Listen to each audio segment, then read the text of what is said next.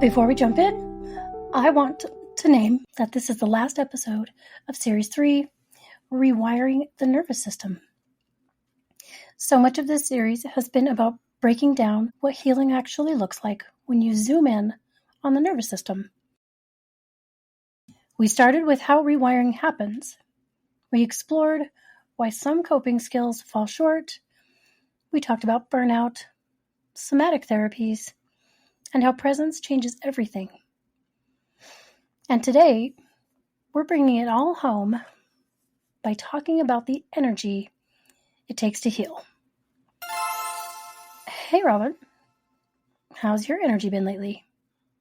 Oh, Stephanie, that's the right question this week.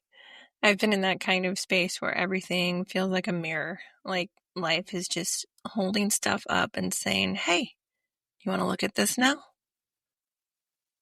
I love that. Yeah. I call that the nervous system growth spurt. Nothing dramatic necessarily, but there's this constant hum of awareness underneath everything.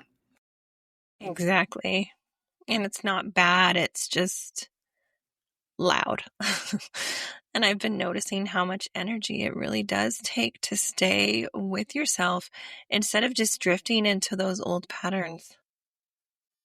Which brings us to today's episode, because we really wanted to slow down and talk about something people feel all the time, but rarely name: the actual energy of healing. Before we go deeper in today's topic, let's just take a breath together. Let yourself arrive, not just to this episode, but to this moment. Notice the space around you, the way your body feels as you listen, the quiet invitation to simply be here. And we are so grateful that you're here.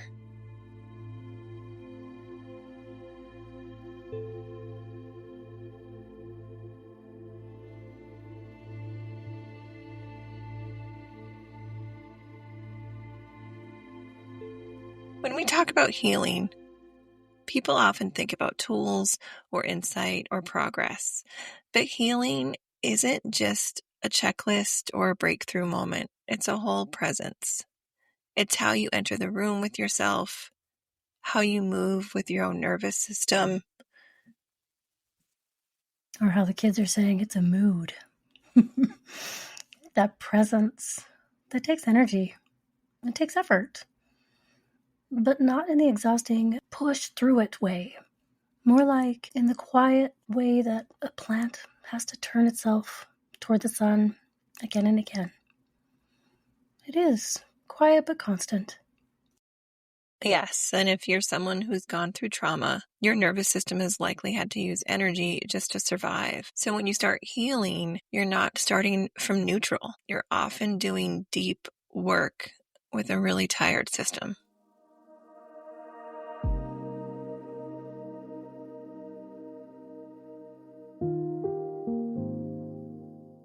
So let's start with a word that gets misunderstood a lot in healing spaces: responsibility. Yes, and let's be clear, when we say responsibility, we're not talking about blame. We're not handing you a guilt trip. We're asking, do you have the capacity to notice how your actions and presence affect you and the people around you? Yeah, it's about, being able to pause and ask, how am I showing up right now? What energy am I bringing into this conversation, this moment, this choice? And sometimes responsibility means realizing when you're getting in your own way. Not because you're doing something wrong, but because you've been surviving for so long. You didn't even know there was really any other way. I appreciate that.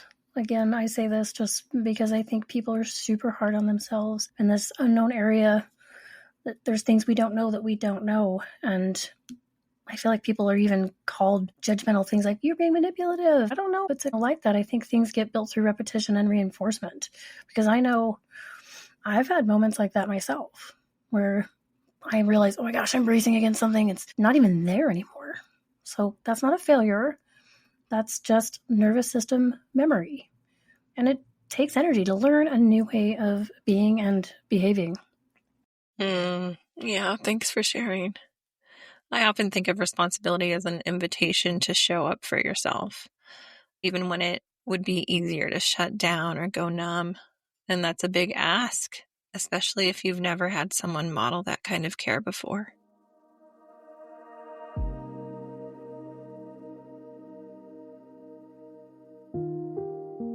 That brings us to something tender. Maybe one of the hardest parts of healing. The moment you realize it's just you with you.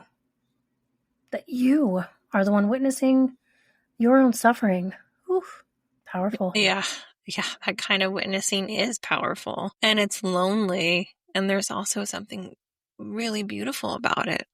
Like when you stop outsourcing your worth or your healing and realize I was with me the whole time. Doesn't mean that you don't need support. And there's a shift when you stop waiting for someone else to rescue or validate you. It's beyond empowering. Start being the one who says, I see you, I've got you. Right. I remember having a moment like that, just sitting on the edge of my bed, realizing I didn't abandon myself this time. I didn't numb out. I didn't betray myself to make someone else more comfortable. And that felt like real healing.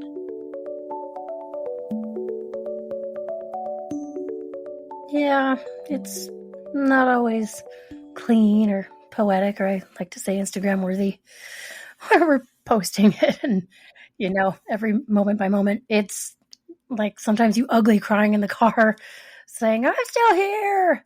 I didn't run. Mm-hmm. But that's presence. And seriously, that is energy well spent.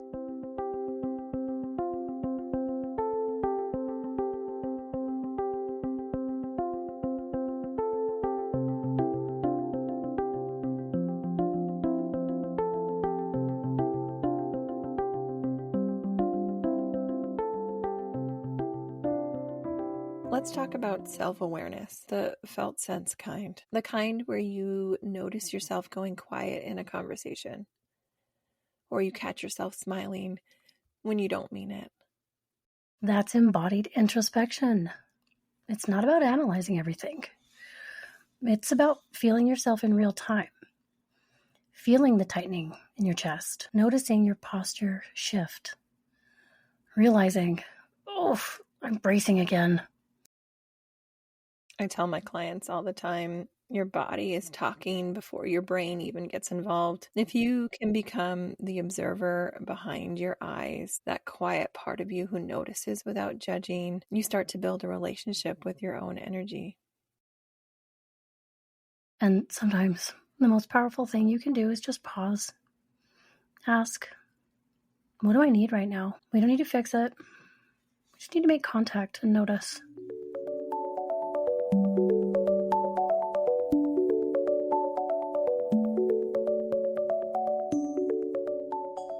Here's a small tool I use often. Rub your hands together slowly until you feel warmth. Then pull them apart just slightly and notice that sensation between them. That's you. That's your energy. You're not broken or disconnected. You're alive and present.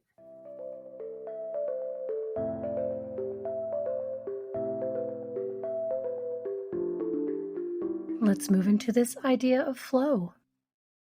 Because for me, flow is the opposite of forcing. It's when energy feels aligned, when you're not performing or proving, you're just being. Yes, and that's how I know something's working.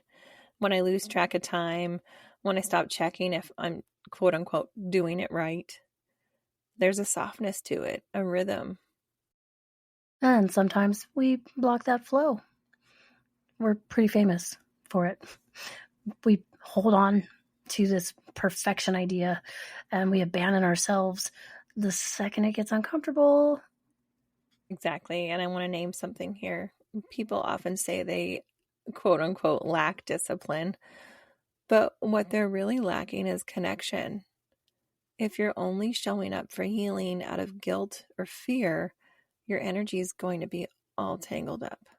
But if you build rituals that feel like care, not punishment, then healing becomes something you return to, not something you force, because it's going to begin cultivating itself. Perfection doesn't do that, but practice does.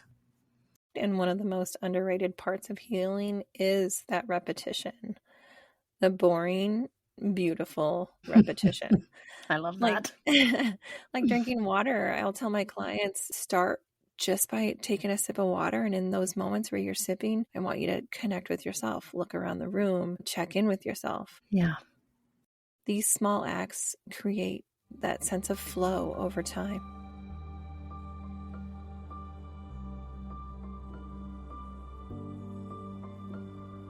So this week's nervous system nugget is a little different. Instead of something to do, we want to offer a way to be. If you're listening right now, maybe try this. Notice the pace of your breathing. And without changing anything, just feel it.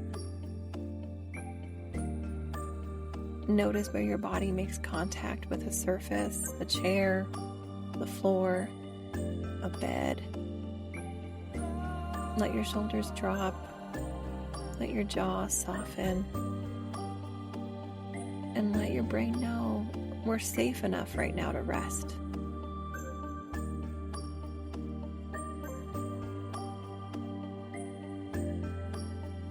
Because sometimes the most powerful thing we can do for our nervous system is to step out of striving and into softness. Your nervous system nugget is this. Your energy is sacred.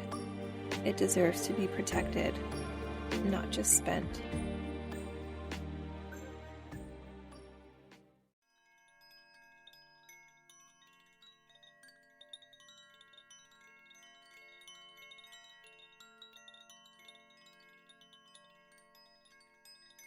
Here's your reflection question for the week. Where are you in flow right now? And where are you forcing? What might shift if you trusted your energy instead of trying to control it?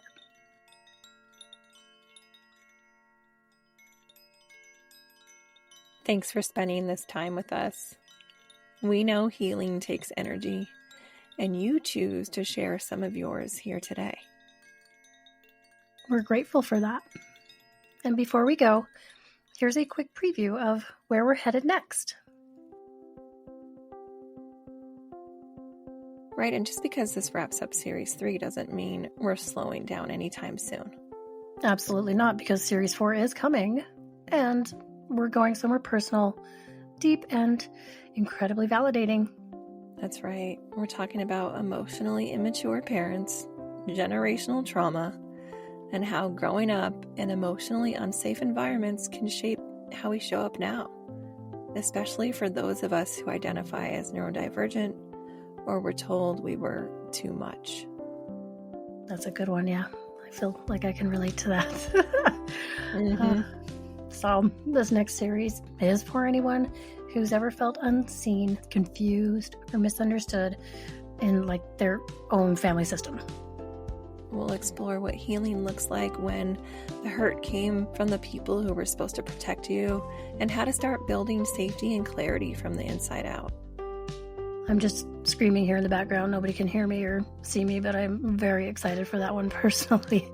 One of the places I worked in the past, one of the therapists, great guy, Dave White, giving a shout out to Dave White right now at the DBT Center here in Utah. If your parent was your first bully, and they are also your first source of love/protection security, we have an unsolvable problem on our hand. And that's pretty, I don't know, that can be really difficult for, I think, anybody that can relate to that.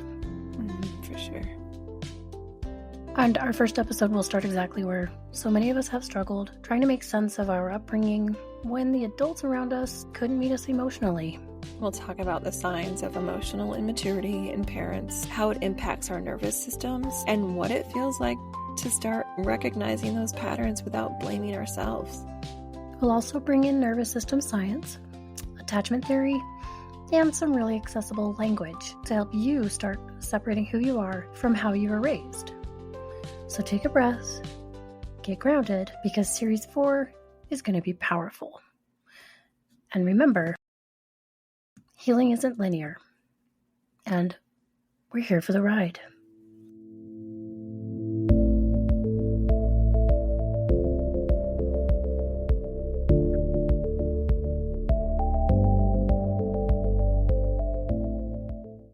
Two Therapists Walk Into a Podcast is hosted by Robin Green and Stephanie Edsall, licensed therapists in Arizona and Utah.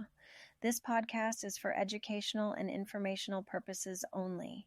It is not a substitute for professional therapy or mental health treatment. Listening does not establish a therapeutic relationship. The views expressed are our own and do not represent any agency or employer.